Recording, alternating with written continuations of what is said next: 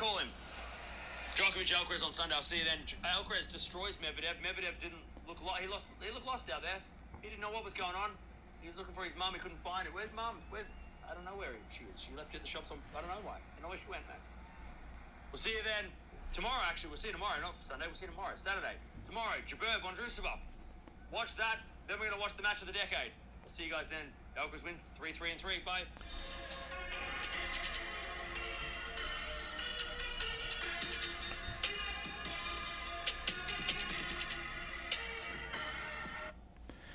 Hey guys, Fritz, Jennifer, you know, my eyes adored you. I never wanna be. My eyes adored you. I used to think that said, my eyes of Georgia. So I can't read all that well. Hey David, Gilbert, CJ, Yukon, Frank,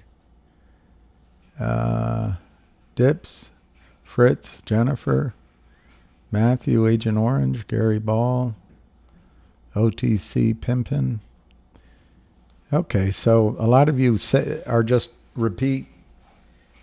So it seemed like more interest than there was. You know, there's not a lot to say today, but we'll do it anyway. Let me look. I don't know where it's trading. I'm sure it's probably down. I got to sign in, so just hang on a second. I can do two things at the same time. You know, I was thinking today, if you were the shorts, one thing you'd want to do is destroy the enthusiasm we have here. Let me just get this signed in.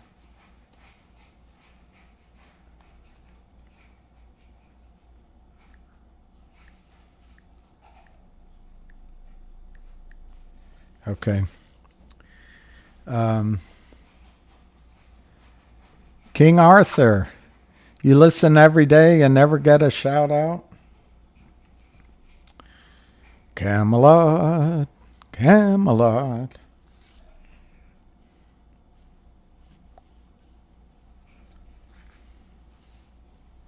All right, so finger 573 down 29 cents. This will test the theory that the shorts will cover before the weekend, won't it? Which I still think there's a good chance that they will. I'm up to 40 of the 7 calls for next Friday. Let me see, Deacon. I think I had a similar position. Let me just look. And what I probably did a bad trade. I had about the same number you have. I don't remember my exact number of the 7s, which I'm sure I paid more for than you did. Yeah, I had 47 of the 7s. I sold them today for, I think, a loss. And I only bought 20 of the...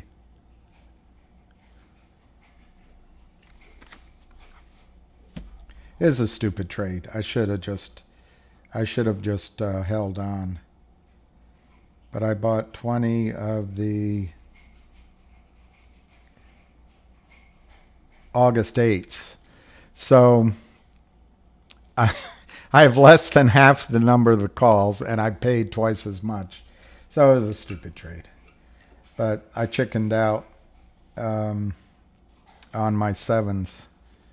I still, just so you know, I have 8, 9s, and 10s, which I treat, you know, that's going to be my James Dean trade. What I mean by that, going to just drive at the other car until the first one turns away, or we're going to crash. So I don't know if I did the right thing. But you never know. That's the one thing. You never know if your trade is going to be the right thing to do. My feeling is what's going to happen with Finger is that the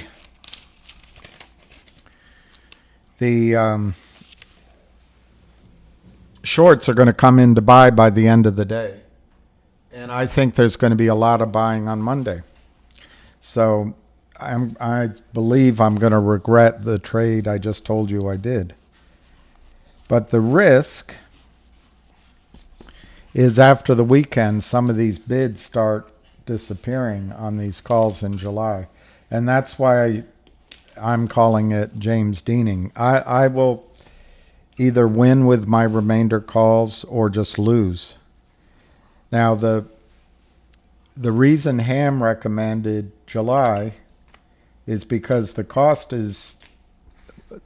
was always half as much as the August.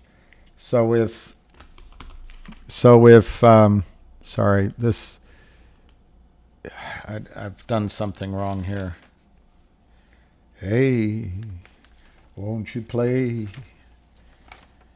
another someone done someone wrong song?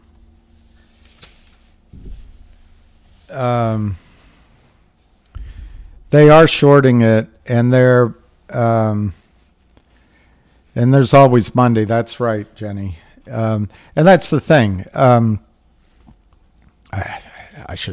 me just turn this off and start it over again, and then I'll be less distracted.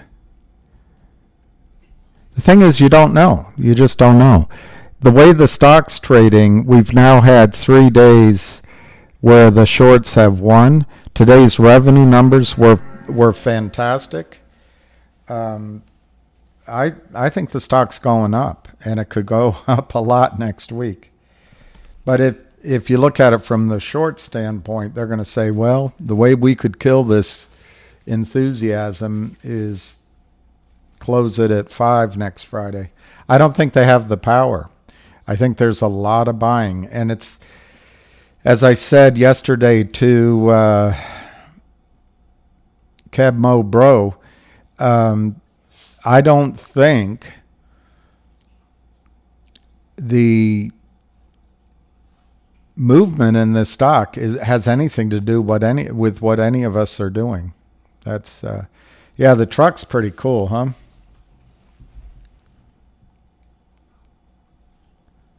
David Kurzman, you say they are shorting it, but are they naked or real? We'll find out when we see the real numbers. There's a real short of 1 million shares. I don't know what the maximum is that they can borrow real, so to speak. I'm not sure anyone really knows. I think it's all, a wave of the hand. But the shorting that's going on today is more counterfeiting. What the SEC and FINRA, over-the-counter markets, NASDAQ, they have an hawk-eye, eagle eye for CEOs that supposedly rip off investors and do coordinated buys. So if a stock goes up like LGIQ did from, I can't remember, 38 cents to 78 cents, something like that, FINRA sends a letter. We want to see your emails. We believe you're manipulating the stock price because it went up. But when they see, because that proves they have the computers, that proves they have the equipment to follow stock. So when they see stocks crushed with counterfeit shares, just in the case of Finger, there are no shares to borrow. There are no shares for sale. There is no convertible note. There's no shares that Lynn Partners owns and their associates that they can sell. Lynn Partners had 2.5 million. They've been selling. They're now up to over 150 million naked short, if that number's correct. If you don't believe it, Divide it by 3, 50 million. Divide it by 6, call it 25 million. But the point is, they're selling shares that don't exist. They communicate with each other. They use little signals in the number of shares that they're trading. They go into dark pools. They work with the options and they call in their friends. They cross stock. They spoof stock. And the SEC doesn't care. FINRA doesn't care. It's either because, look, they all probably did very well in high school and went to appropriately good colleges and universities, but they don't have the brains the Lord gave them. Or they're complicit. They just don't care if it goes down. But what's going on with Finger, to answer your question in this long rambling way, is the shorts, the criminals, are selling stock that doesn't exist, and FINRA, NASDAQ, Gary Gensler, OTC markets, they just do not care. And, it'd be one thing. It's one thing for journalists to be incurious about the mRNA DNA therapy treatment that's called a vaccine. They're incurious about that because ostensibly it helps Americans avoid COVID or have a less bad case of COVID, although the evidence now is it does neither of those things. But at least there's an argument that by being incurious and calling anyone that questions it a conspiracy theorist, you're taking sides. It's not journalism. You're taking sides with Pfizer, who pays the bulk of the white-haired guy on CNN's salary. But you're helping Americans, you think. Even though you're an adult and you don't use any critical thinking, you think by, hey, I got the shot, I want everyone else to get it mentality. You think you're helping Americans. Who's being helped? SEC, FINRA, and OTC and NASDAQ. Who is being helped? By the sale of trillions of counterfeit shares, trillions of dollars going to Germany, Panama, offshore without paying taxes, destroying companies. And here with Finger, they just increased their revenues 150% quarter v quarter. Sequential quarters. Third quarter versus second, I think it is, or second versus first. We can read it. And the stock gets shorted. I don't understand why these non-thinkers at FINRA, or the people that are complicit in Gary Gensler's office probably, why do they do it? It doesn't help America. It helps offshore crooks. Trillions of dollars that are printed by Congress, by the Fed, to inject money into our system to save the too big to fail banks, to save real estate, to save farmers, to save Ukraine, ends up going offshore in profits by destroying American companies, and they don't pay taxes. I'm having a hard time expressing this, but the brainless journalists that defend an experimental DNA therapy and call it a vaccine, at least in their mind, they're doing it because they're doing it for America.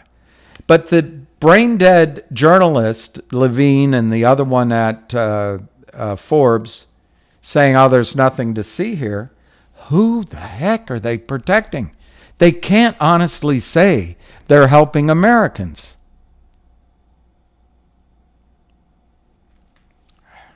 Well, enough on that great thought.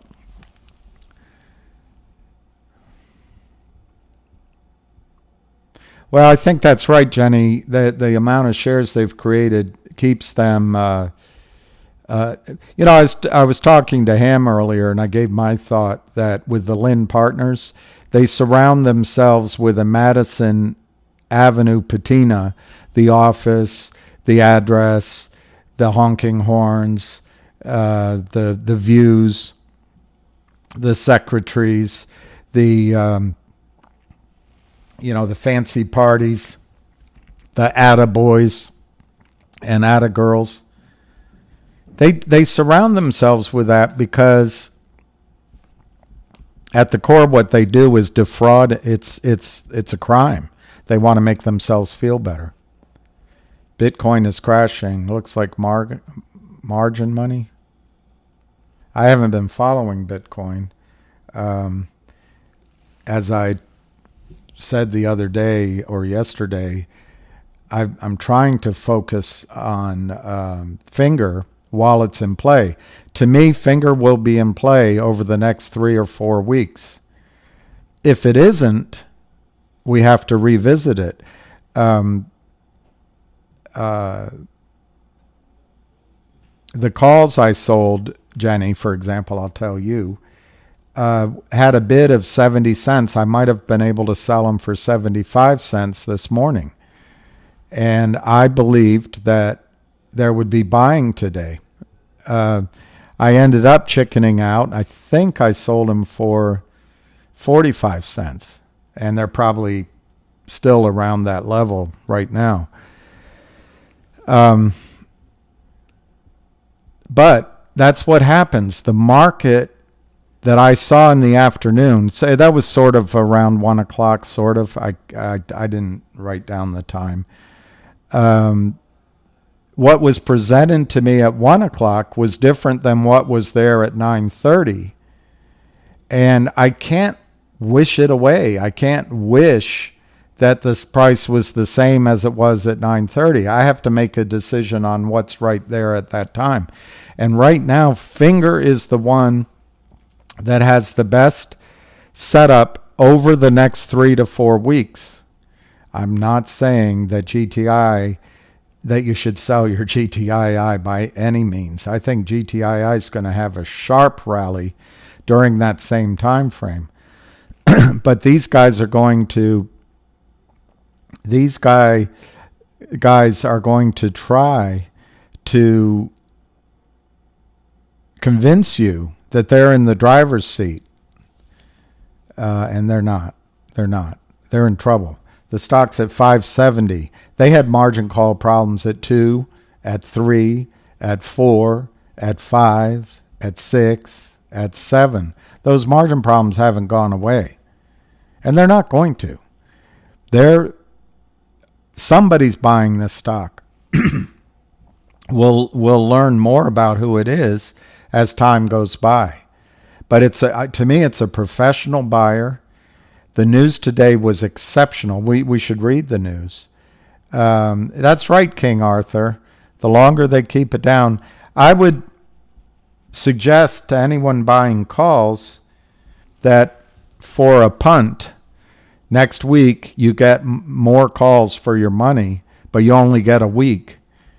You can buy the Augusts and maybe just wait till Monday to look at the August calls, because believe it or not, a weekend is worth a lot of call premium. And even though I bought my 20 Augusts today and overpaid, totally overpaid, I didn't want to wait till Monday just in case something happens over the weekend or there's a meeting of the margin people at Jeffries. You just never know.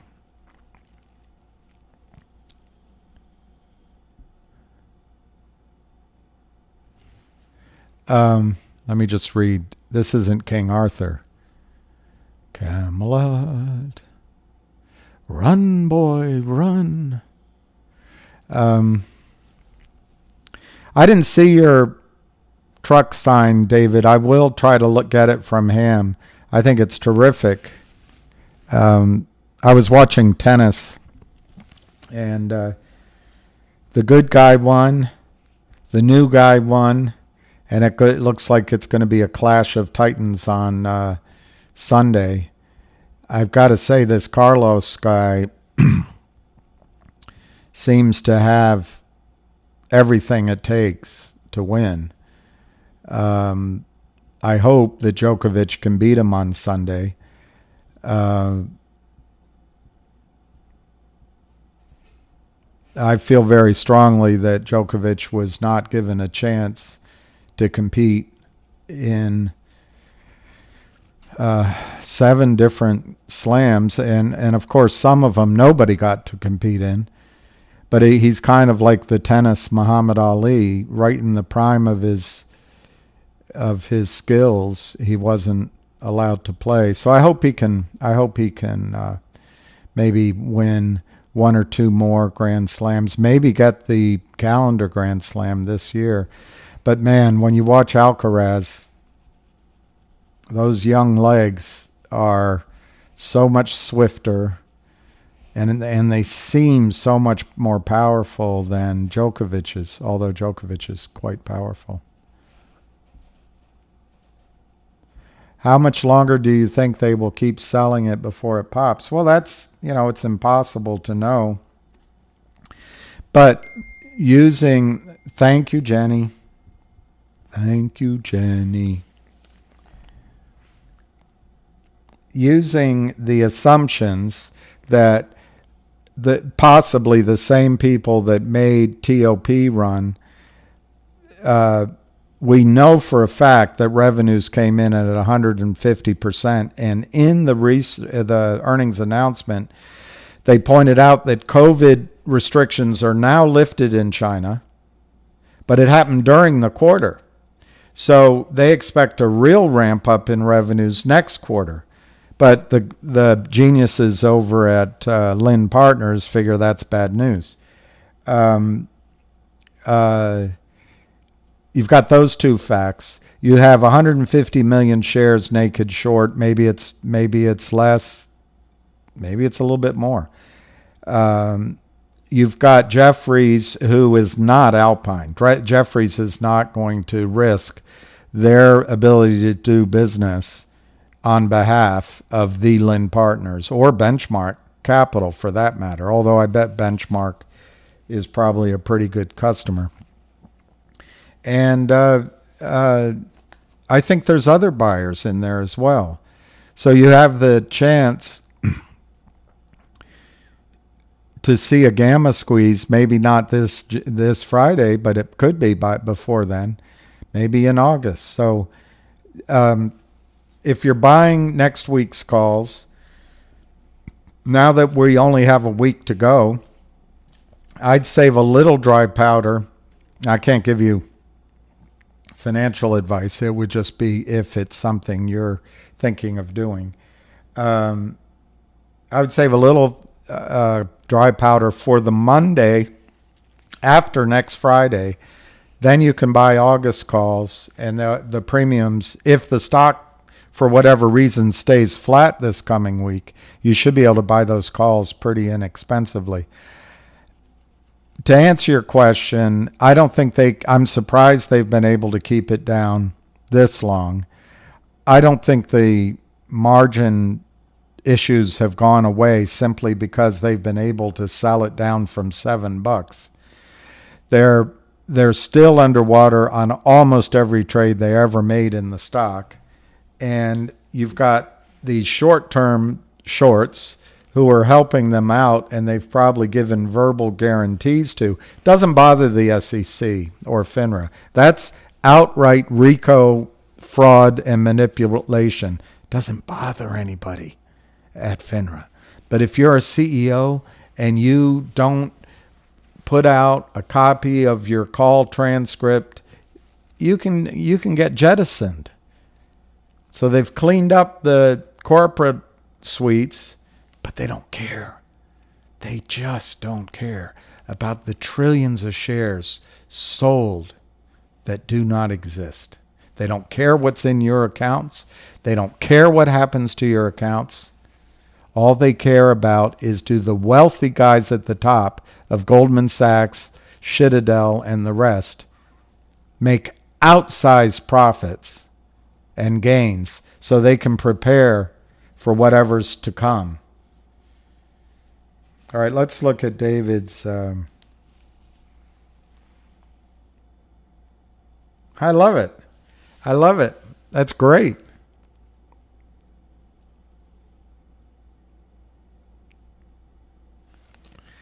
I hope it doesn't blow away. That's great. You could do it in reverse, so when the people look in their rear view mirror, they see it. But this is better this way because everybody can see it. That's awesome. I don't know the short, if there is one in Wolf. I assume there is, because Yorkville Advisors destroyed that company, but I haven't seen the data. To get Tom Ronk's numbers costs money, and some companies aren't really willing to pay for it.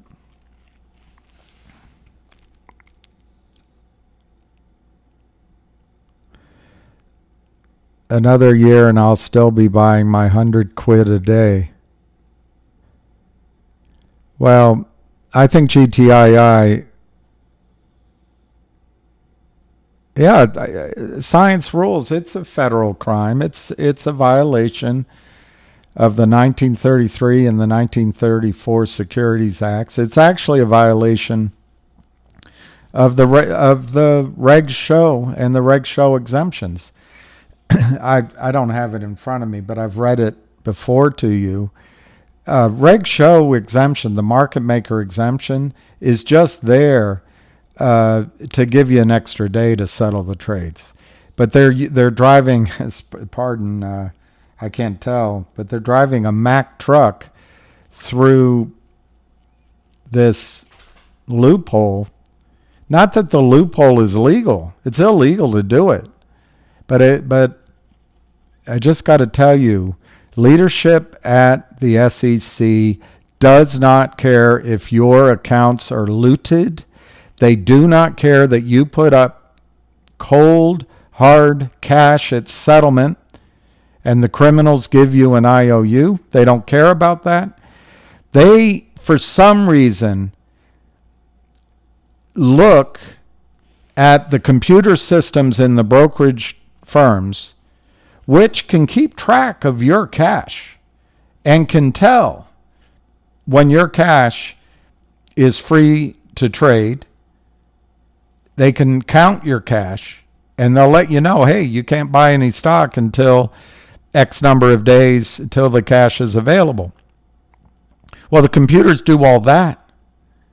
But for some reason, they look the other way when the computers can't keep track of which shares can be traded, which shares are real, which fail to locates occurred, which fail to delivers occurred. Apparently the computers can't keep up with that.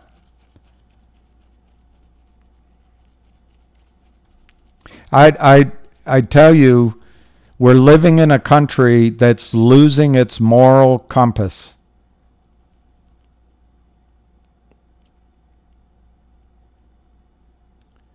George Floyd lost his life over being suspected of a fake $20 bill. Well, that's how it started. He also, was on drugs and his heart gave out. I'm not defending what happened, but I think, hang on one second.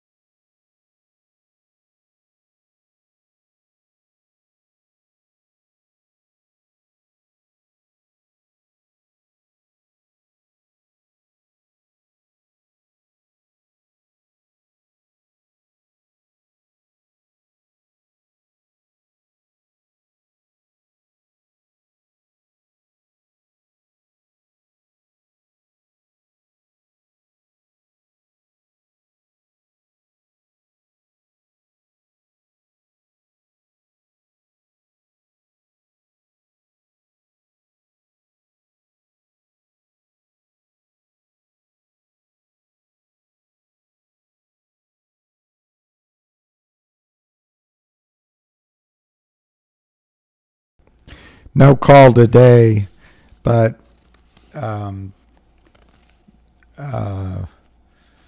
Sunday we might have a call. Anyway, on George Floyd, it's a tragedy, but I think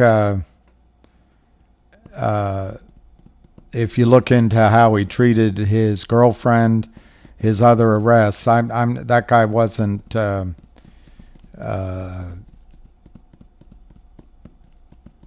He wasn't your father's Oldsmobile.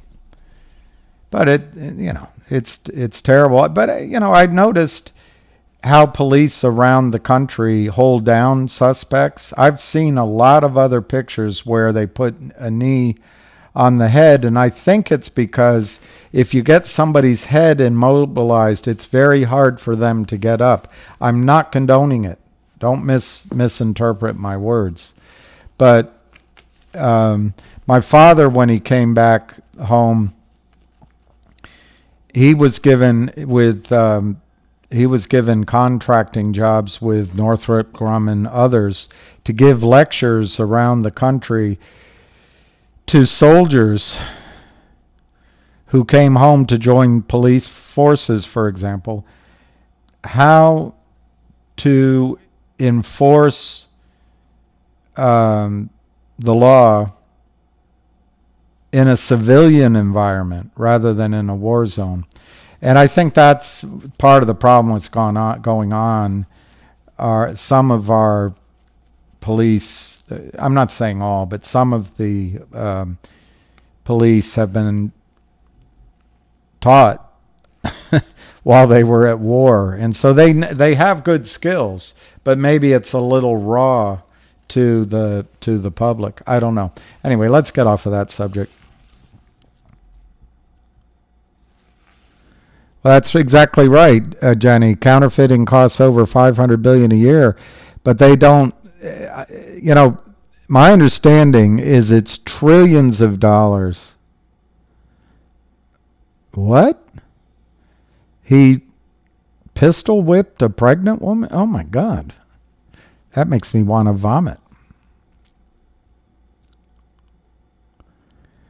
And Millennial, all you need is Jeff to join in and say, I don't like the government very much.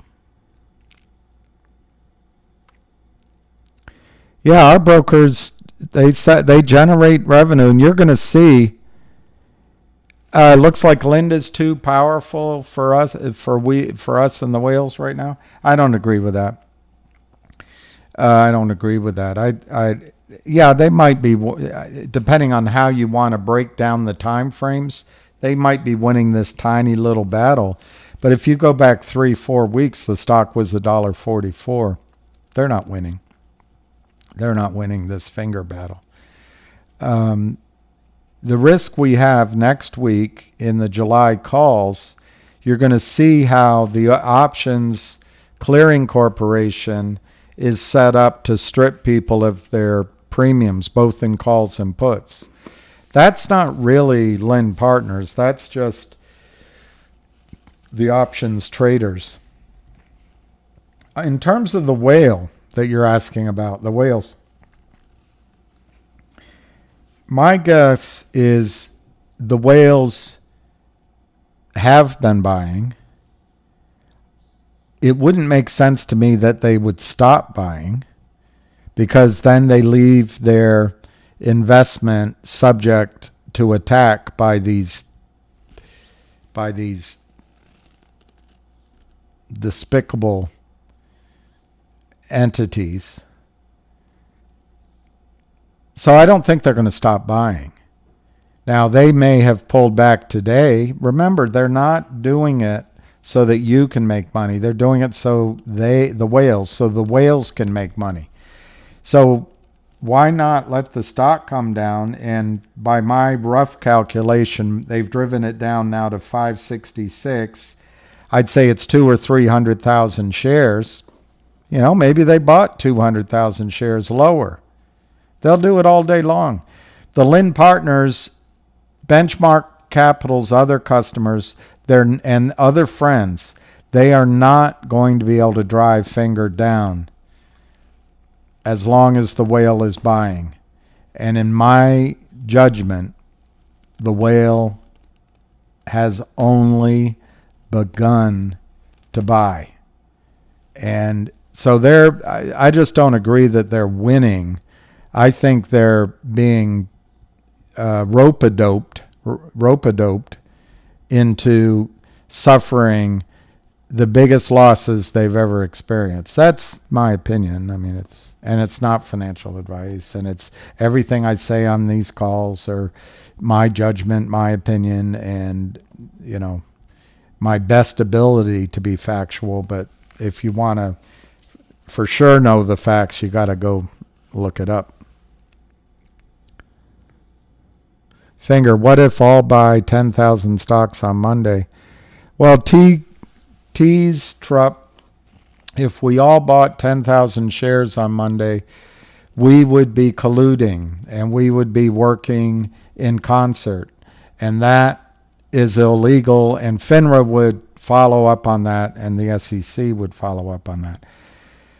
If a bunch of criminals sell, apparently over the last 2 weeks, over 10 million shares short, with a nod and a wink, with signals on the bid and the ask, with spoofing, jumping in front of orders, calling in friends to help, guaranteeing their friends they won't lose. All of this is illegal.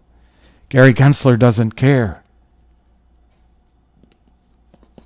He's got visions of Kim Kardashian's caboose in his head.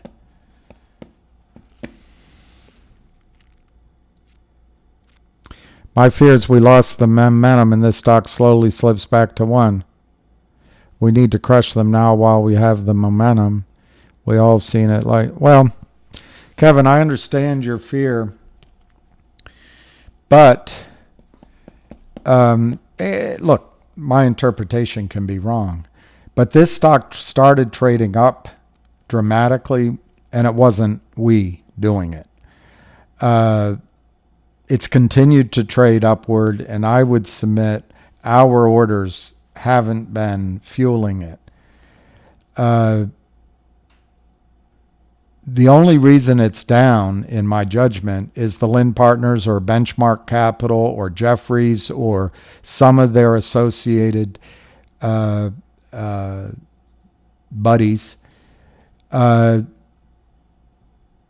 joined in on the fight with certain guarantees. It's always worked in the past, goes their thinking. But they didn't count on Ham. They didn't count on management brilliantly executing their business plan. They didn't count on you guys, and they didn't count on new whales. And if I understand the story correctly from what I read on Twitter and hear in these spaces, the same buyers who made TOP, made TOP run, they didn't count on any of that. So what is their strategy? Well, let's sell it down, because we can sell it down to 1, and then the company will be destroyed. They'll have to come to us or the market for money, and they'll dilute the shares. And remember, no matter how good the story, what these guys count on is diluting the shares so that the divisor becomes enormous. And again, FINRA doesn't care about it. FINRA could care less. Gary Gensler deflects. He's not concerned with the looting of your accounts. You put up cash, all you get in return is a piece of toilet paper. But that doesn't bother him. And it's a real shame. In my opinion, Gary Gensler had a chance to go down in history like Elliot Ness. Everyone knows Elliot Ness's name. Do you remember anyone else in the FBI in history other than J. Edgar Hoover? You don't remember any other names. You remember Elliot Ness. Gary Gensler could have gone down in history from the SEC. Instead, he's either going to be just another forgotten name in the sands of time, or he's going to go down in ignominy. That's his choice, though. That's how cowards behave. And what cowards forget is by not making the courageous choice, they're not necessarily avoiding dire consequences.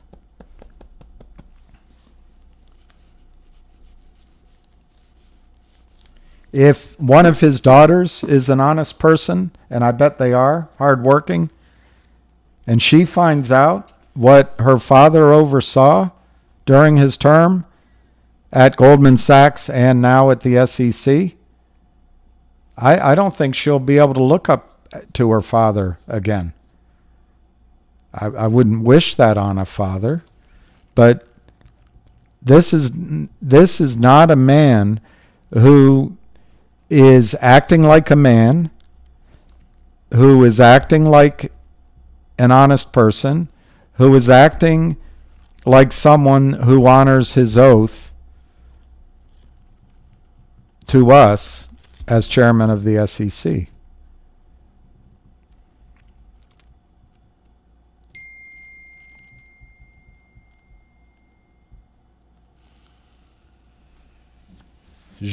Pauvre Jean Valjean.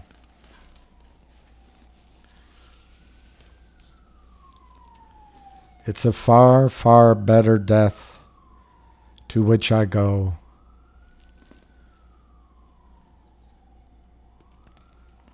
Wow. On next to no volume, they have it down at 564.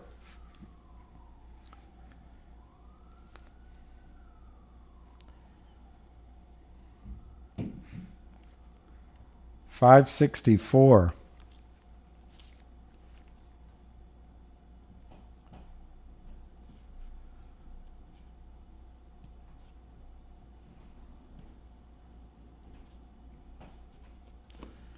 So you take advantage of it, and you probably think,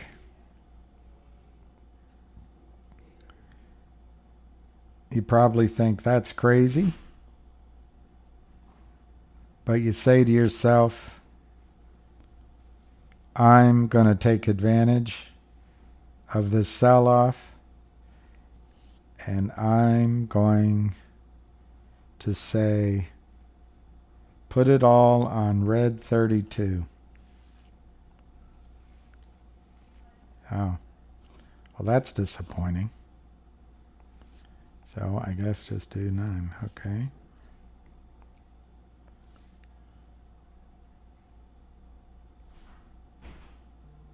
All right. That might have been foolish. Fuelish. I just bought 9. I tried to buy 10. I bought 9 of the July $9 calls for 23 cents. We'll see how that works out. They want to play games with me. They drive the stock down. I'm not as scared of them. Well, not too as scared of them.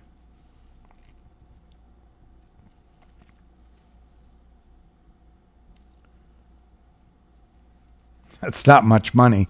If for all of you calculating that, it's less than 200. Let me see. It's less than $240.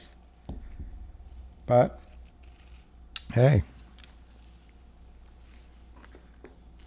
No, Jenny, stocks are the stock is better than the calls. The calls are a wasting asset.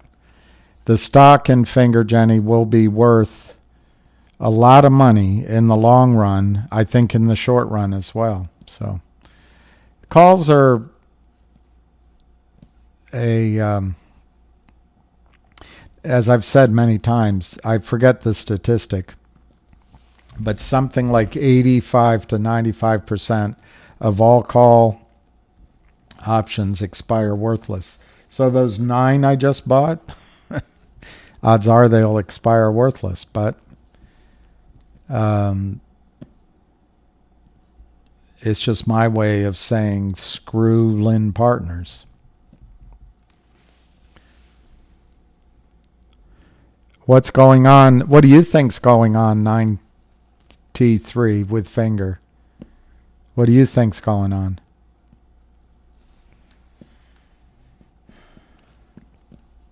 Do you think Lynn Partners knows something we don't know? They found out that the CEO isn't as good as he's purported to be. They found out that the revenue numbers were manipulated. What do you think is going on? I don't know. Sometimes I think I'm talking to a computer that doesn't talk back, and I'm not getting through. But the reason to buy Finger is because there's 150 million shares purportedly shorted out of thin air. So what do you think's going on? Do you think they're selling more shares that don't exist? I don't know. Should we read into it that there's something wrong at Finger? I don't know.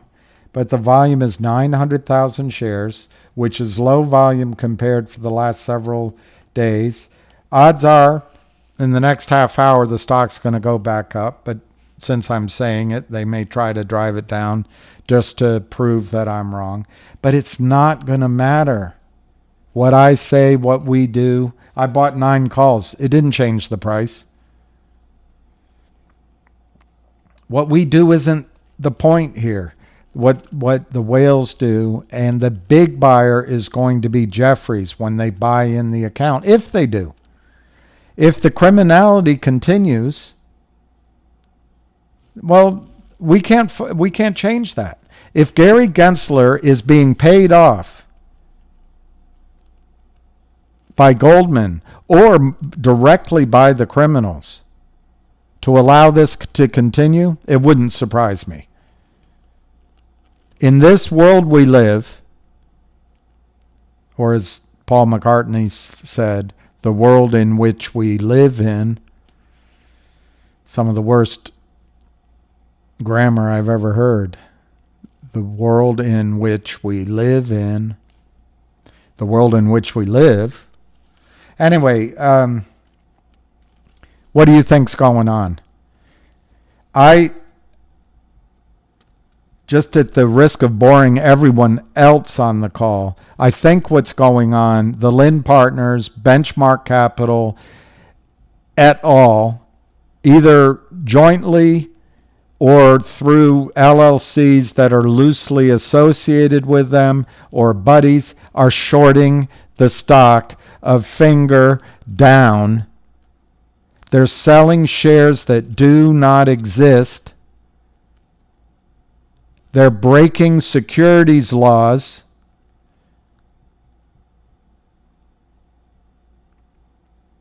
Because there's no cops.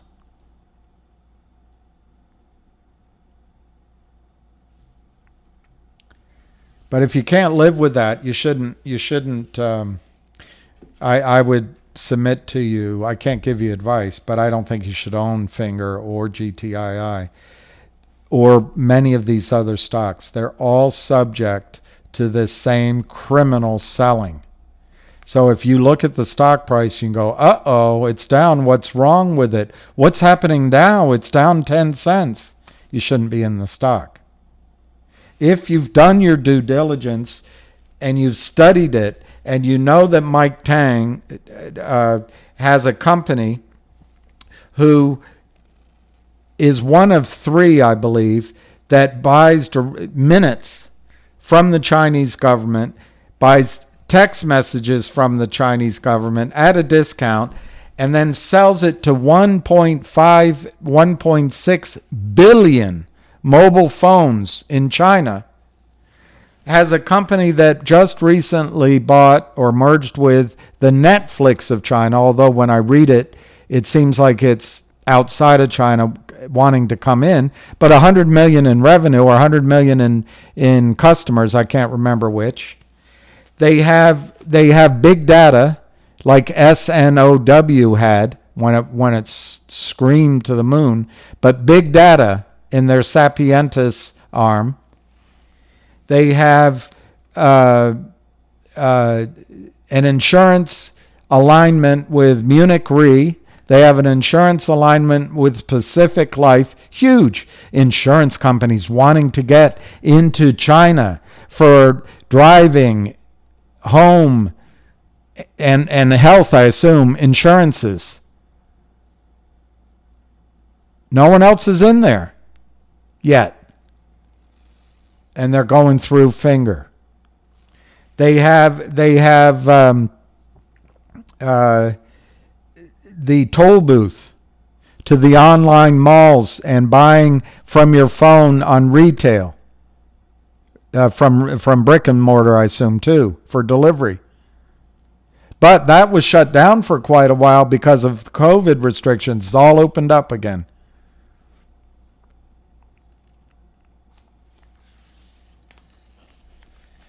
They have an arrangement with a New York insurance company to provide, for lack of a better term, Apple Care to all of the 1.6 billion phones in China, or as much of the market as they can get. And you're saying, what's wrong with Finger? It's down 10 cents. You shouldn't be in it. Everyone said, where's the fundamentals in GTII? Finger has a straight flush in fundamentals, and the criminals can still sell. Why? Because Gary Gensler doesn't care. He should be ashamed of himself. But he's worth $120 million from Goldman Sachs and from the Clinton campaigns. And Democrats vote for this because Democrats believe the Democratic Party and Democratic politicians look out for them. It's a bunch of hogwash. They look out for the banks. And they look out for their rich, fancy friends on Wall Street. The billionaires. You know, Bernie Sanders, the billionaires and the billionaires. That's the Democratic Party.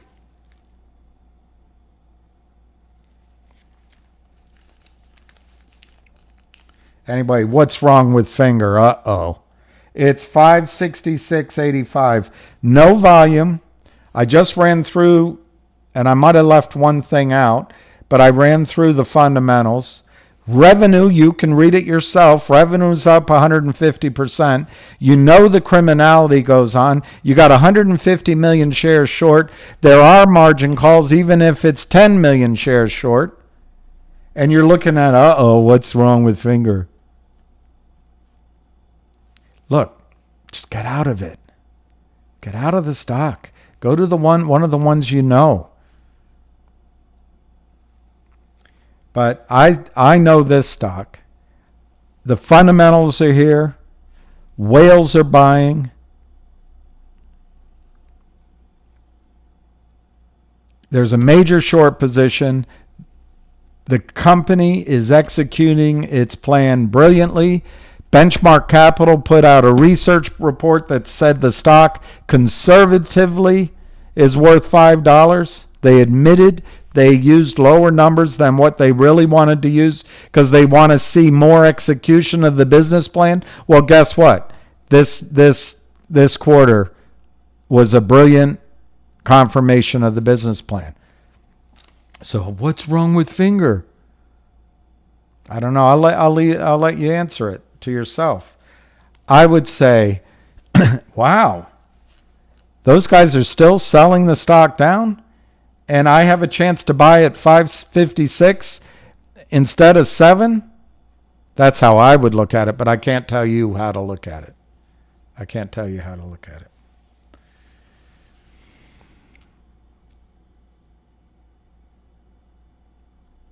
it. Scott, William, people who keep asking these types of questions are either not listening, not doing any research, or they are bashers. and they're trying to waste our time and alienate. That's a good point. I shouldn't waste your time answering those questions. Scott, that's a very good point. So I'll try to do better. The criminals cannot break fingers, so how long can they fail to deliver? Well, that's actually Don Giovanni. That's actually, according to Dr. Susan Trimbath, they can deliver, fails to deliver, to cover fails to deliver. So I guess in theory, they can do the daisy chain forever. But what you leave out of your question is how long can they suffer the financial cost of having the stock up? Having the stock up at 566. Look, I don't know if they have a special arrangement that they're able to create because of how much money they do, or maybe John Hancock tied his mother's accounts to Lynn Partners. I'm being facetious, but they may have a big portfolio that is tied to the accounts. Maybe they have other companies they've destroyed, so their cash balances are bigger than just what's available to cover finger. Who knows? But at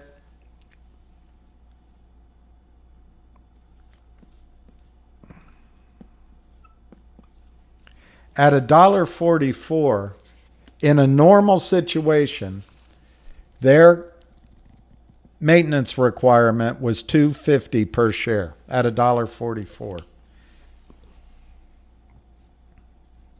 So a month ago, and I'm just going by what the standard is. If they have a special deal, I'm unaware of it. A month ago, there was, let's say, 135 million shares short.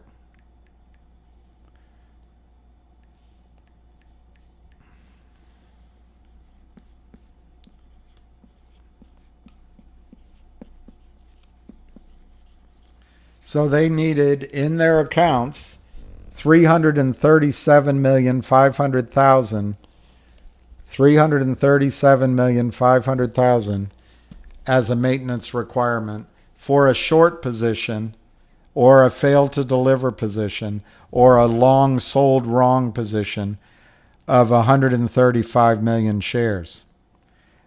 Again, I'm doing this as if they're being honest, they're not hiding it at somewhere, and they don't have a special deal. It doesn't matter, because the point I'm about to make would still hold true at some magnitude.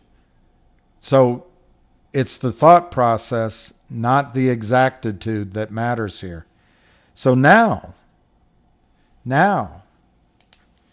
I forgot who I'm answering this question to, but I'm trying to answer how long can they keep the FTD, the fails to delivers, going.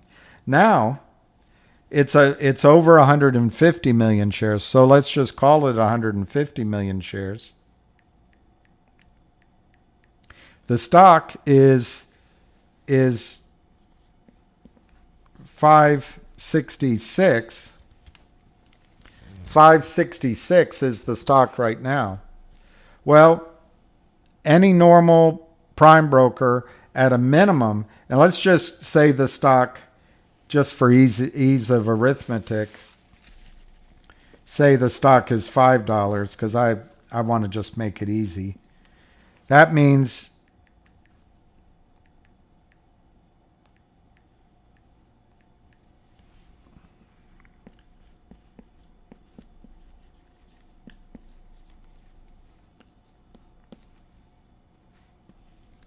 I'm using $5 for ease of arithmetic.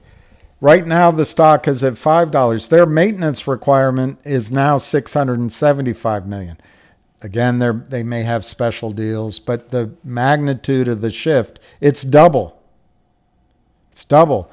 Now their VWAP is right around 5, so they may have somehow this amount of money in their accounts, but they probably have it tied up in other collateral issues.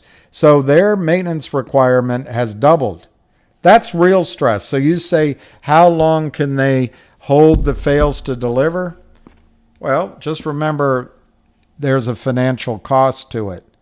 How long can they bear the financial cost? Gary Gensler's not going to enforce the rules. He's shown that. FINRA's not going to enforce the rules. They've shown that. And if they do, it's going to be a wrist slap. A nod's as good as a wink to a blind bat. Squire? Well, now, the real thing, and I forget who I'm answering this to. The real thing is now the prime broker isn't going to just say, we just want you to bring it current. They're going to say, we need $10 a share. I'm doing that because it's easy arithmetic.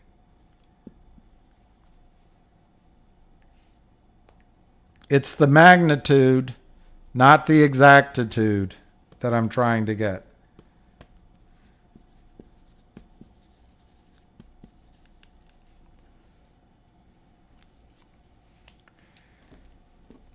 So all of a sudden, at $10, I'm not saying the stock's trading at $10. The prime broker says, you know what? It's at $5.60 right now. We need $10 to feel comfortable with the risk we're taking, or we're going to buy you in.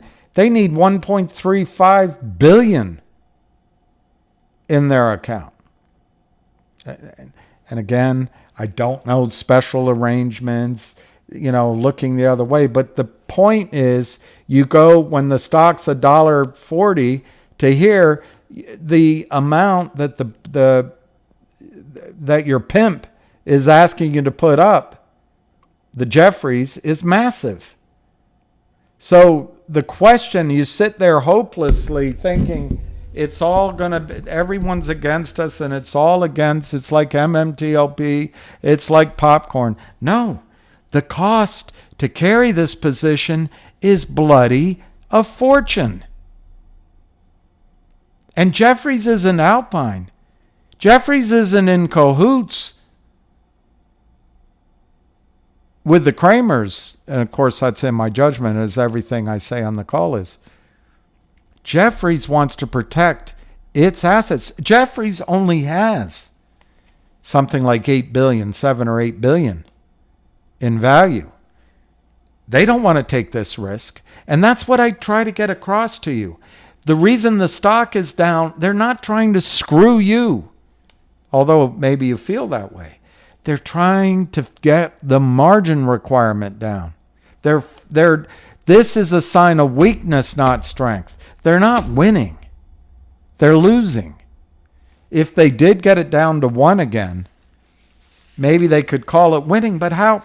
Let's just, I guess you guys, it's just a different world out there. You can't look it up and read the news story on your own. So we'll read it together. And of course, I need my glasses. I swear my eyes have, all of my life, I've never needed reading glasses, ever.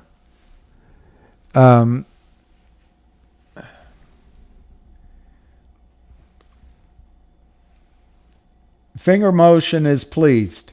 First quarter ended May 31, 2023. Reported revenue of $12 million. Reported quarterly increase in revenues of $7.3 million, or an increase of 151% compared to Q1 2023. That this must be a typo up here. This should be Q2 financial results. So that's a typo. So sequential quarter, they're up 150%. And then it goes on about business revenue. They have cash that's on that specific day lower than it was before, May 31st, cash of $5 million. But that's because they were in the middle of buying minutes. But the working capital surplus is $14 million. They have stockholders' equity of $14 million, total assets of $14 million, current liabilities of under $1 million, total liabilities of under $1 million. They have 50 million shares out, 52 million shares out. The company has significantly improved its business balance sheet and exceeded the quarterly milestone of over 10 million in revenue for the quarter. That's a milestone they were targeting. The Chinese lockdowns are now over for COVID, but during the quarter they still had an impact on Finger's revenue mix, said Martin Shen, CEO of the company. The company managed the quarter by focusing available resources on the top-up business during the lockdown. That's the SMS and MNS. Customers were not interested in driving traffic to retail establishments who were closed. Now that China has opened up for business again, the company expects an upward trend in the revenue growth and a rebound in its margins over the ensuing quarter. We are also optimistic that we will see notable growth in our big data division in the future.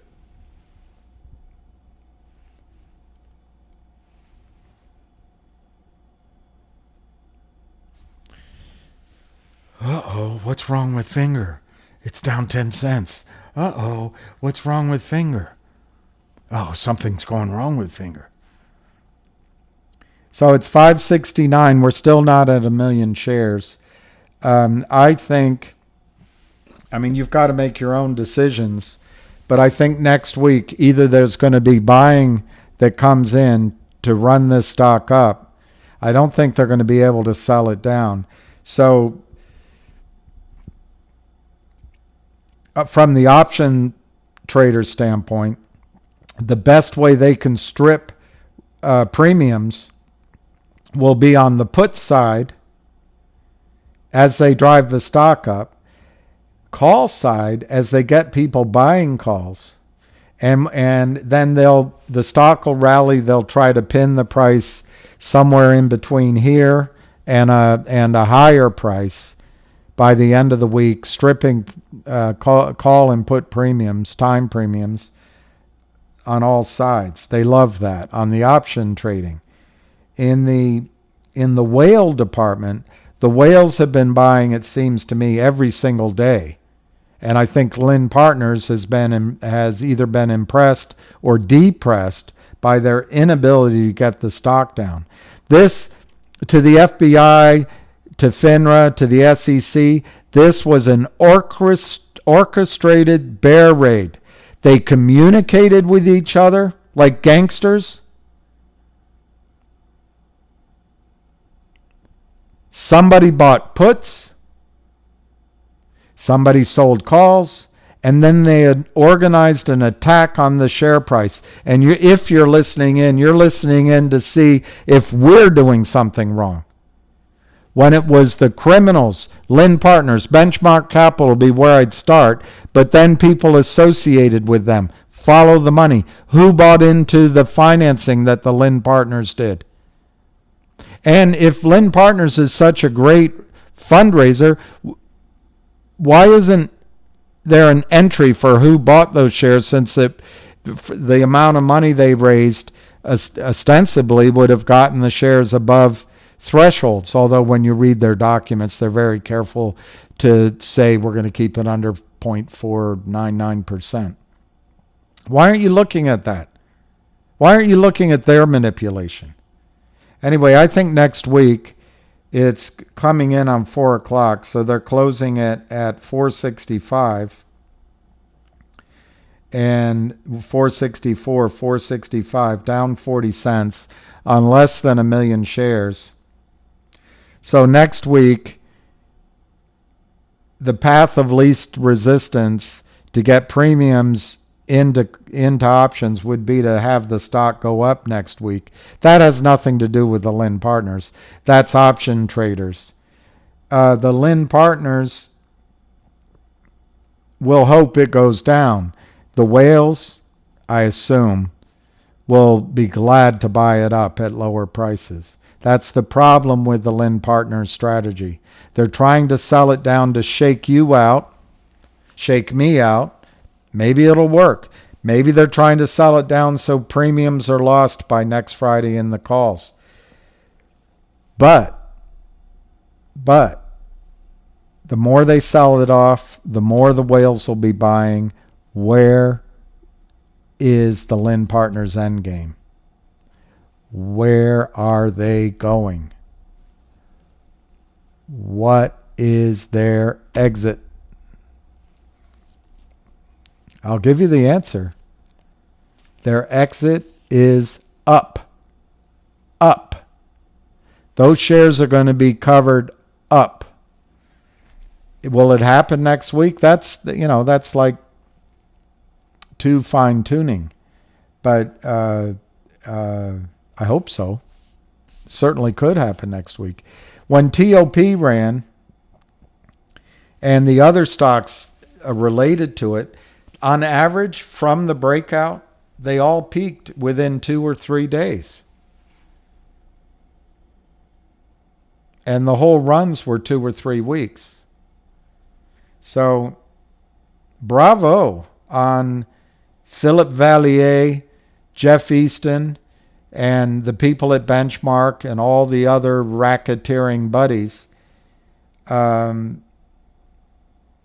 They've been able to get the stock down 40 cents today on very low volume. So my guess is the whales aren't in here that much today. Somebody's buying, but we'll see what they do next week. Now they've got it at 561. And if FINRA, you're watching, they're just walking this down with no volume, trading amongst themselves, spoofing, crossing, illegally guaranteeing against losses with each other. And they're walking it down to get the price down. It's illegal, and you don't do anything about it because you don't know how to, or you're complicit, or you're idiots, which I, frankly, the longer I watch this, I believe almost everyone at FINRA was hired either for a woke agenda or a check mark, and they're all brain dead. You're all brain dead. I'm not impressed with a single... I've looked at some of the resumes. Not impressed with a single one. It's sitting here. The manipulation is sitting here. What are you going to do about it? Nothing. You're probably short finger. I think on the other hand, I've met a lot of people that work at the SEC in the lower rungs. I think they're really talented and idealistic. But I think they're told from above, only do easy cases, settle immediately for small amounts of money. We'll go to Congress and pretend we're poor and ask for more money, and we'll blame it on the computers. The biggest hypocrite in the world is Gary Gensler. We don't have enough money. Well, Merrill Lynch got fined $2 million for violating securities laws and customers' accounts. $2 million. They make more than that in one night's interest on free credit balance. Fine them. You could buy a whole new building. So it looks like it closed at 569 on under 1 million shares. I can't see the volume. Let me see. Yeah, 977,000 shares. No, it closed at 570. 570. So anyway, we'll see what happens next week.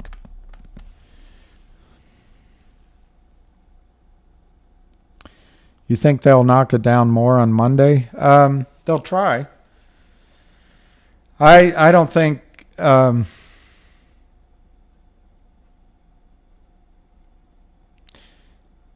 I'd say broadly, you've got four influences coming into Monday. One is the stock is cheap. The call options are cheap. I think there'll be a tendency to buy from a lot of people, investors. So that could make the price go up. There are whales in there buying, and I think Monday and next week they may start buying. I mean, they make their own decisions. I'm not privy to it.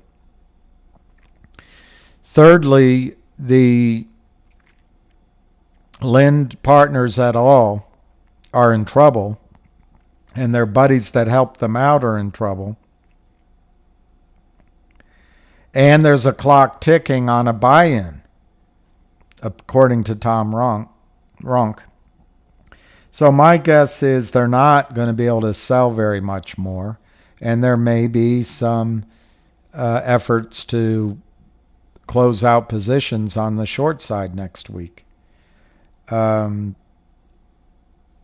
then I think there's the expiry date on Friday of the call options.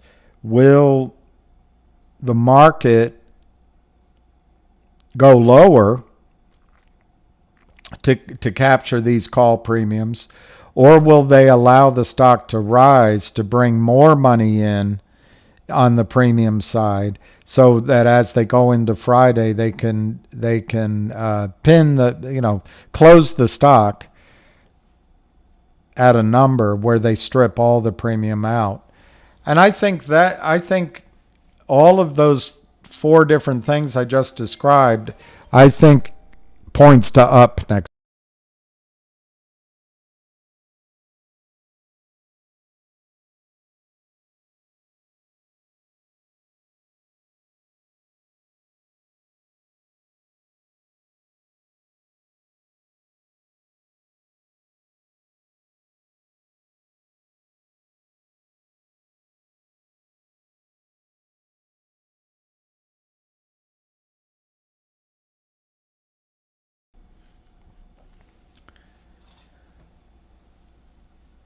This is why Ham is saying 3 weeks after options.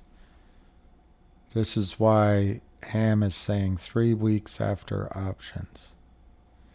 This is why Ham is saying 3 weeks after options. I don't know what that means. Ham was saying that the squeeze starting from this week could take, the buy-in could take 3 weeks. Obviously, Friday's in the beginning of that. The reason Ham didn't recommend buying August calls is the premium was double or triple the cost of July calls. So if for some reason the July calls end at a low price, the savings we made by not buying August, we can use to buy August calls, should we choose to, should you want to, then more cheaply. And that's his logic. I think I'm answering your question. Yeah, this wasn't Skydog the day I was hoping for. I really thought that they'd drive it up at the close. It's 580 in the aftermarket. But you've got to look at it over the last 3 weeks or so. They've taken the stock up from 144 to 7, approximately 7. And now it's approximately 6. It's not the end of the world. The problem is we have a short deadline next week. But you own more calls if you do. I have some that'll either expire worthless or they'll go to the moon. And that's the bet. See if I'll be glad I have them if the buy-in comes on Tuesday morning. Remember, Jeffries is not Alpine. Jeffries is not Justine Hurry. Jeffries is not John Hurry. Jeffries is not working in coordination with the Lynn partners other than a business relationship, sure. But when it goes sour and Jeffries is losing money and is at risk, attention. It's all over. I think we're still doing great. Good, Kit. You got more finger. More than you originally planned. Well, you just saw me buy more calls. I think it's better than a flip of the coin that next week is going to be good. What do you think that the guys involved in GTII are colluding with the folks in Finger? Steve, I wonder. Look, when that business happened with the stock, the other stock around November, one of the guys put on the internet, on the Twitter, that he knows Kurt Kramer. And Kurt Kramer would never treat people badly, speak that way. So what became clear to me is in this space of I don't know what to call them, IR guys, I guess, for lack of a better word, marketeers, groups that are a face of short sellers like the Lynn Partners and Power Up Lending, lawyers that build out their documents and trap companies in these completely dangerous contracts. Self-destructive. It's like taking poison, drinking hemlock tea. But they have feeder guys that make introductions for getting paid off. Then the shorts are shorting, and we're talking billions, if not tens, if not hundreds of billions in dollars. They pay off a lot of different people. They may even pay off some CEOs. But what came clear to me is it's a very small world. Everybody meets everybody. They all know each other. And they realize that if they work together against us and against the system, they make more money than attacking each other. So that's, I think your view that those guys may be trying to attack GTII and Finger simultaneously to try to get us to turn against him, to lose money, to walk away, to get discouraged. Maybe. I mean, it's a reasonable theory. But I guess I can't get across to you. Jeff Easton is a puny Wall Street player. He's embarrassingly untalented. He doesn't bring anything to the table except deception, in my judgment. And he gets CEOs to sign these documents. And then maybe he flips it off to benchmark investors for a commission or a piece of the action, or maybe he does the selling himself. But then the selling, the destruction of the companies begin. And they destroy the market caps of company after company to the tune of trillions of dollars. And Gary Gensler doesn't care. FINRA doesn't care. And it's coming out of your accounts. And if you think somehow magically this house of cards is going to withstand this carving out of all the money when interest rates now are 7% instead of free, when Helicopter Ben is turned into clueless Powell? I think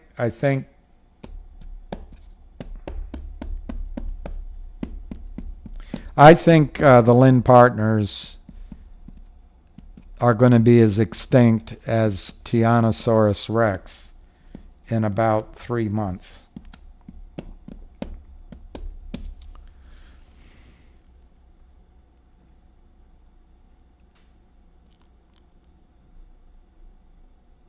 Oh, Skydog, I'm not going to read that out. Well, David, to stop feeding the beast, I think after or before now, we should not put our money with brokerage firms anymore. If you go to a typical, a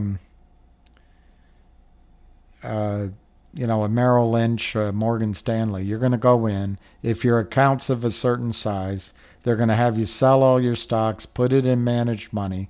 So the broker will collect if it's a seasoned broker, maybe they'll collect 1 or 1.25%. If it's a newer broker, they'll ask for 3% as a fee all year. So if you have $1 million account, they'll automatically collect $30,000 a year for managing your account. They'll put the money with money managers, and they'll get a trail off of the money managers, maybe 1%. So on a $1 million, another $10,000. They will earn on various products that they can sell to you in trade, and that's how they make their money. And then the firm makes its money by using the assets in your account, and if it's managed money, using the shares in that managed money that are custodial at that firm, they lend them out. They hypothecate and rehypothecate, these fancy words for counterfeiting. That's how they make money. And they make fees on that. And then they charge you other fees. The whole thing is glossy and makes you feel like you have your money in a safe place. But not with this kind of greed and destruction. It's not safe. All right, not legal advice. Sunday at 6:30 p.m., Little JR and Not Legal Advice are having a live stream, and they've decided to keep their numbers down by inviting me to participate. And so anyway, at 6:30, it'd be great if everyone joins in. I'm going to be listening as much as you guys listen to hear about the updates about Alpine, the updates about MMTLP, some of the ideas about what's going on with the legal pressures on the broker dealers and the prime brokers, and maybe by that time, we'll have other information to say. I'm sure over the weekend at some point, Ham and I'll come on to talk about Finger and GTII and some other stocks. I think Immortal Quaso Alpine will go down. I think you're right. Patience is the key. I learned when I did a lot of trading that a lot of it is arbitrage. It's basically arbitrage. That's what trading is. And sometimes it's a guaranteed arbitrage. Other times it's an arbitrage of what your studies have told you a stock is worth and what the market is showing its worth. And our arbitrage, of course, is risk, but it's also time. And we're fighting against dunderheads who sell every stock they're involved with. So when the gentleman says, uh-oh, what's wrong with Finger? They sell every stock that they finance. They drive every stock downward. What's unique? But what the arbitrage that we're engaged in isn't riskless. It's not riskless arbitrage. But we've done the studies, and in my case, I'm relying on Ham's analysis of the size of the short. And we know the fundamentals. We know the pressures. And we know whales are in there. And therefore, our arbitrage is time and to me, and risk. And 5 days isn't a lot of time left in these calls. And I have quite a few of them, of the higher strike prices. And I'd love to see them run and be worth a lot of money. But if they're not, I'm just going to look at it as a cost of investing, because if they run, I stand to make a lot of money. If they don't, I don't lose very much.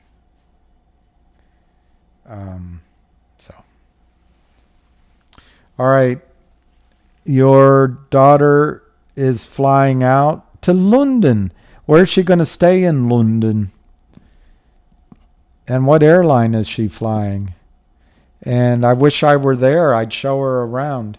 Skinny Whale, why would Jeffries put themselves in such a precarious and dangerous position? Well, number one, we're not 100% sure it's Jeffries, but it's on the documents, some documents that Lynn Partner, that are out there.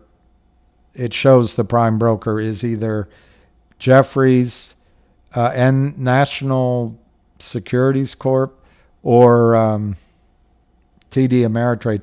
Those last two don't do institutional prime brokering, so it's most likely Jeffries. Secondly, we don't know for sure how much. Lynn Partners is doing this to many companies simultaneously. We don't know who's backing Lynn Partners. My guess is these guys are idiots. Philip Vallier with his chumly smile and Jeff Easton with his soft belly and proud Cheshire grin. These aren't geniuses. They may be a front for a bigger pockets of money. So Jeffries may be doing it across several different one of these companies with a group like Citadel behind them or a group like BlackRock behind them. So it's always risk management. But my other answer to you, Skinny Whale, is they're not going to allow themselves to be in a precarious position. If these kinds of collateral are not available against these trades, they'll cover. On the other hand, the other thing I don't know, maybe the shorts are lying to Jeffries and Jeffries has no idea how big the problem is.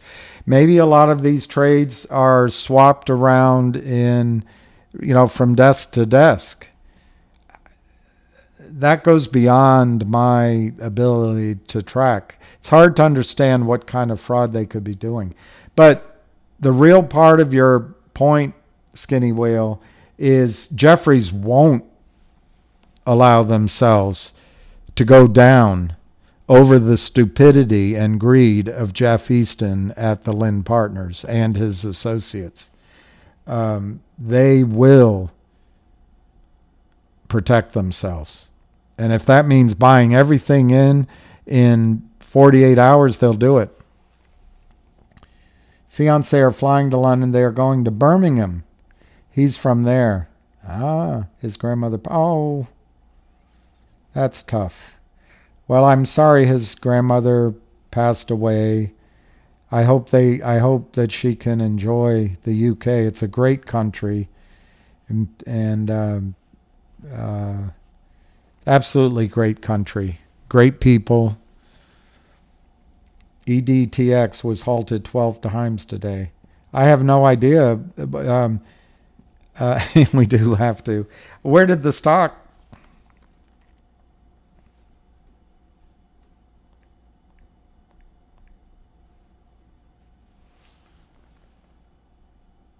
It was halted on the way down, Tom. It was as high as 76 and as low as 54, closed at 63, and in the aftermarket, it's down by half. So that's what happens with squeezes. To me, the halts didn't seem to stop the trading direction or what it was going to do. It just allowed pressure to build up, and maybe it allowed some intraday reconciliation. I wouldn't worry too much about halts. If there are some, it's not going to halt to stop the event from happening, in my judgment. It halted 12 times. Wow. What's the likelihood of GTII running before the end of the year? I don't know. I think very high, but I've been in it now for over 2.5 years, or about 2.5 years. And if you had asked me that question 2 years ago, I would have given the same answer. But there, there's been a sea change of the environment. Interest rates have gone up by 7% or 6.5%. I don't know what the Fed funds rate is off the top of my head, but it's up by at least 5%. And liquidity is way down. The banking system is in trouble. I think brokerage houses are feeling the stress too. And there have been some short squeezes. This disaster of MMTLP is causing, I would say, 100,000, 200,000 eyeballs on the issue, maybe more. And so I just think the environment's different than 2 years ago.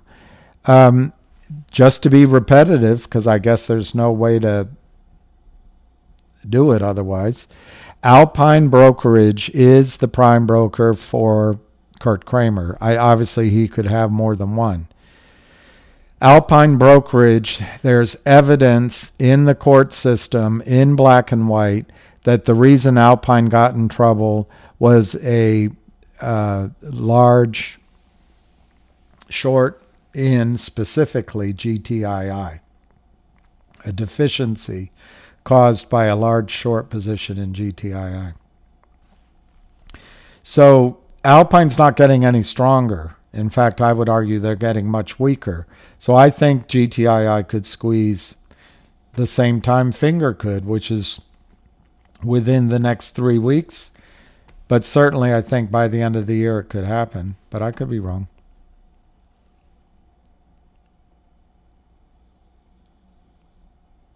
Of course they'll try to discredit them. I told you there was a bartender, some girl had hurt me, and she said to me, that's what, because she had slept with somebody else, her boss or something. And she said, that's what they do. They say, you're crazy. You did it. You do the same thing. And what's the third thing? But they never deny it. They never deny the...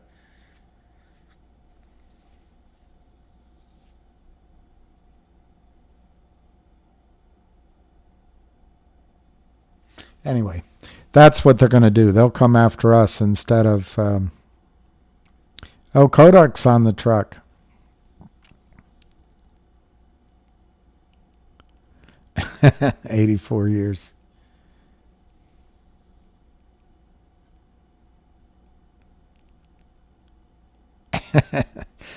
This guy, Mike Pence. What's 27.3%? Oh, the likelihood. What's the likelihood of Novak Djokovic winning on Sunday?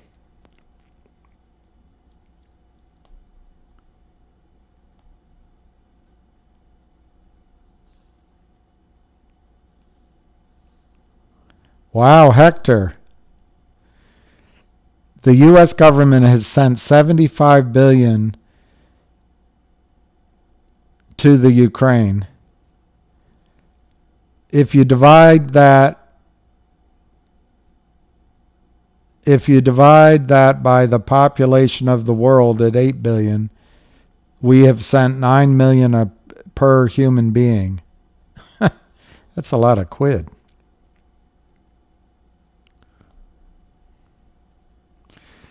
So Skinny, that I think I answered that. I agree with you. I don't think they would do it, so I think they'll buy it in. The caveat I have is, maybe we're missing something. Maybe we're missing I don't know what. But I think these boys are in trouble. The shorts.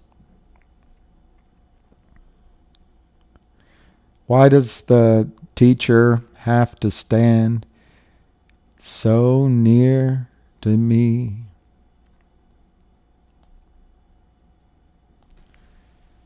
One thing is very clear to me.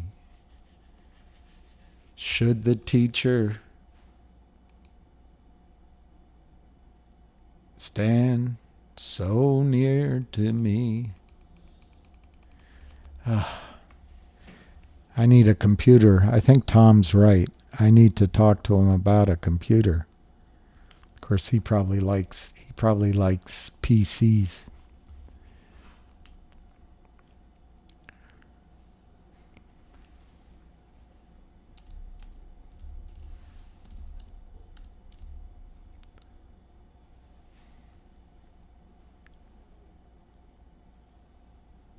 $75 billion.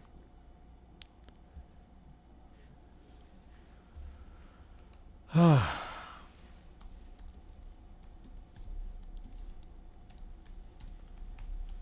forget who said it earlier that they've lost faith in the government. It's just depressing. And as I get older, I realized I self-regulated a lot of the behavior I had in my life. I did the right thing. I followed the rules. What if people stop doing that? Tom, you're the best. You like PCs but sell Apple. See, you know what you're talking about. That's what scares me.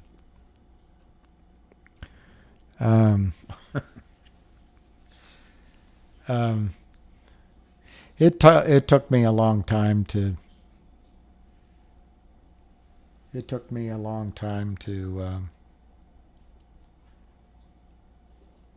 switch into Apple, but I've been using Apple for 15 years.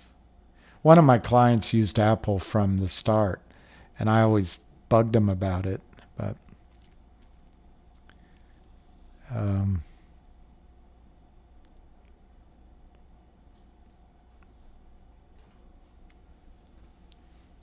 that's true, Skinny Whale. Stock market has become a manipulation game where the stock price revolves around. Look, that's been ever thus. So, at least in my experience, it's probably gotten worse. So you have to take those behaviors and then model your trading around it.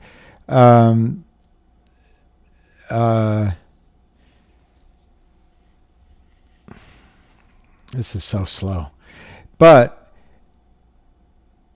when you add to the fact that the people doing that trading are trading in their own interest, if you get it right, you're just riding on their back. That's all you're doing.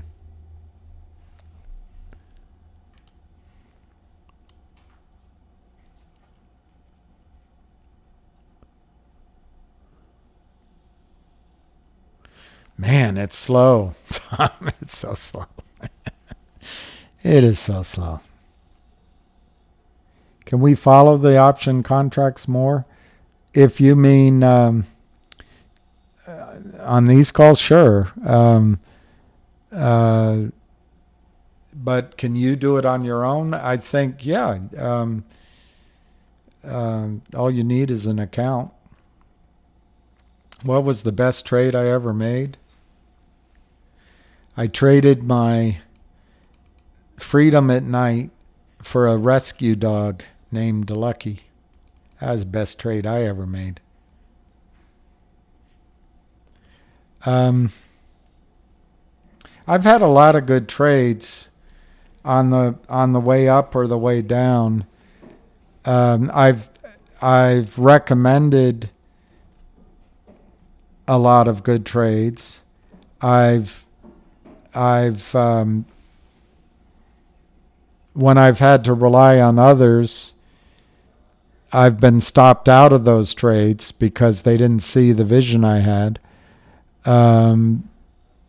I've made a lot of money on paper and then made less because I didn't sell at the peak. But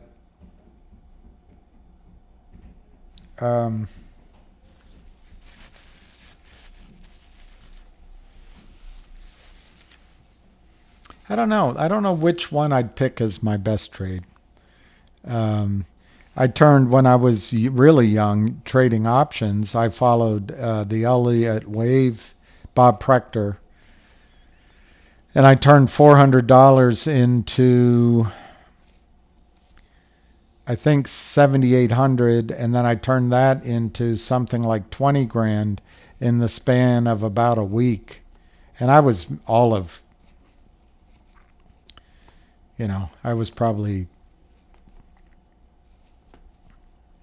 I was in my early 20s. That was pretty exciting.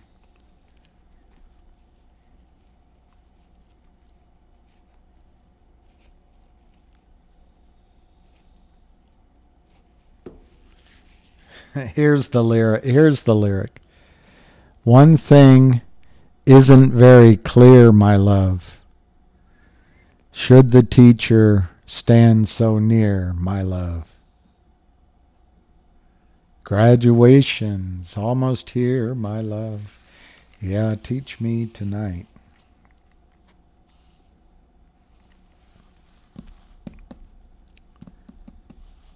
Yeah, I think that's right, Jason Greenshields. Remain positive, be patient. I think one of these will go, and when they know that if one goes, it's Katie bar the door. What do I think about the ticker Sour? No, XCUR just dropped. I don't know. XCUR. I don't know anything about it.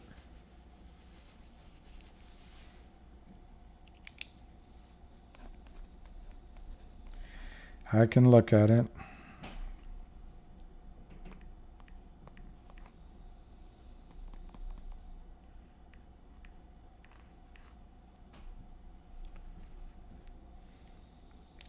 It's up 3 cents. No, it's up 10 cents. So the earnings had a dramatic effect.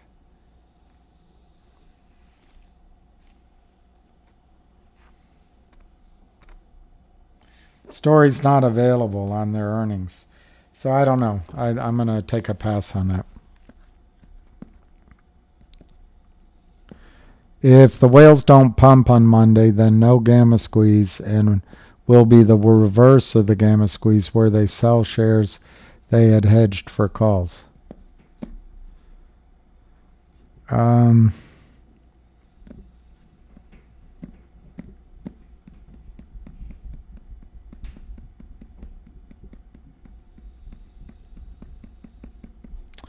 I don't know about that. I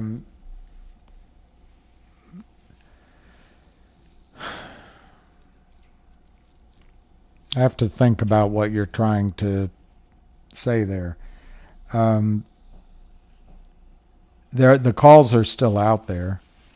If they're able to get the stock down, maybe you have a reasonable argument. But I would take the flip side of your argument. If the whales don't buy, and therefore an inverse, for lack of a better word, an undone gamma squeeze occurs, it's going to hurt the stock they've already bought. So I don't, these are professional buyers. I don't think, one, I'm not convinced what you say would happen is going to happen. But even if you're right, I don't think the whales will allow it to happen. What decade were I in my early 20s? Well, it's the decade when I thought I knew a lot more than I do.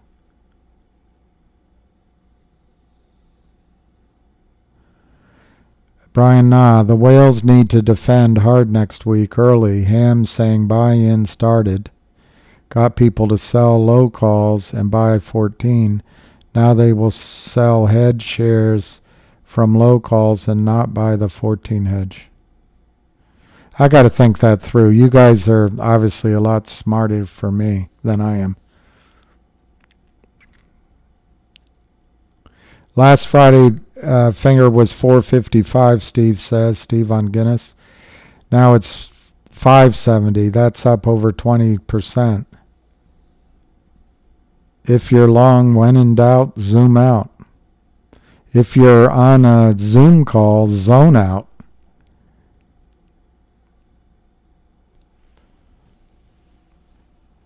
It's either $4 or $8 Tuesday morning.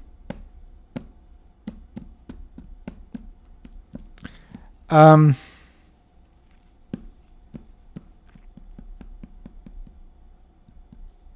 don't think it's going to be $4.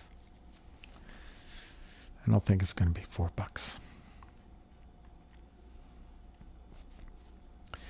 Yeah, Skinny, you kept your 3 and 4 calls in November. I think I have some of those, and I think those will be just fine. I don't know that I have a lot.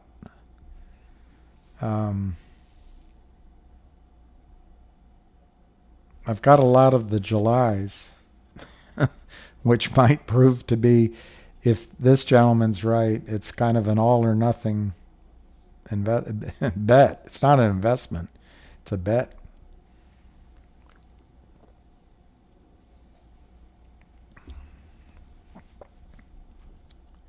Look at the open interest on the calls. That tells the tale. My service doesn't. Let me just look at one of them. The July 8th, 25 to 35. That's a lot of premium for 5 days. That shows you, for the negativity, there's a lot of positivity out there. The open interest is 2,784 calls. That's a hell of a lot of calls. It's a heck of a lot of calls.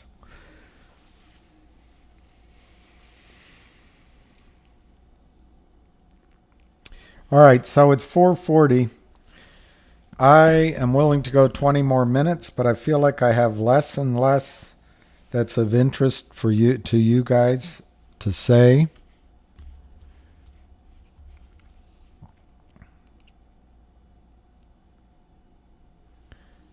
One thing isn't very clear, my love. Should the teacher stand so near, my love?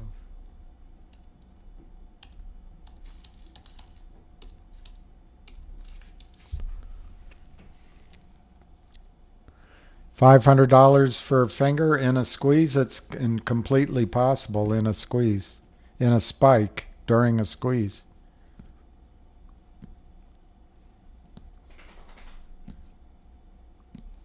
What did you miss? Well, for the most part, I kept my cool. The finger went down. So one gentleman asks, "Uh-oh, what's wrong with finger?" So I did react to that a little bit. But otherwise, you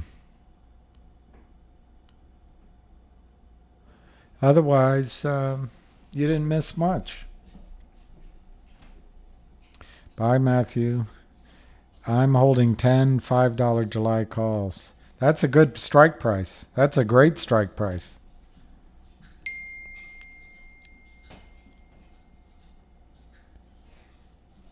Oh, I got somebody. Maybe at what, tomorrow, Saturday? I'm gonna join Big J, Little JR with not legal advice on Sunday night at 6:30. And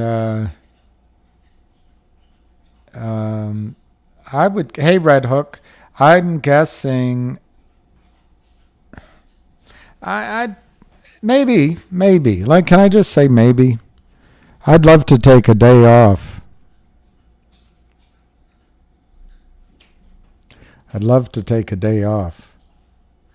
One thing's not very clear, my love.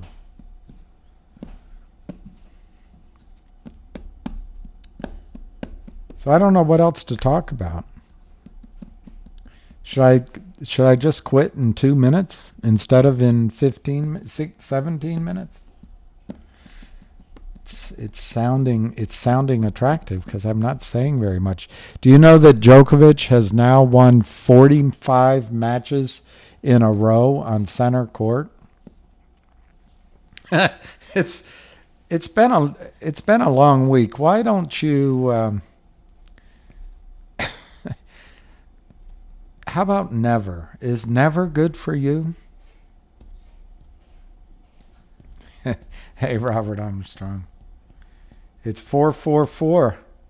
444. Take 2 days. All right, I think I'll call it quits.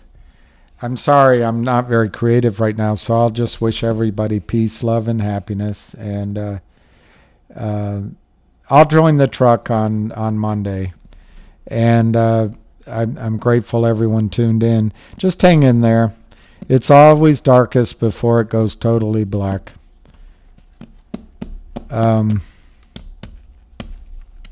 So cheers.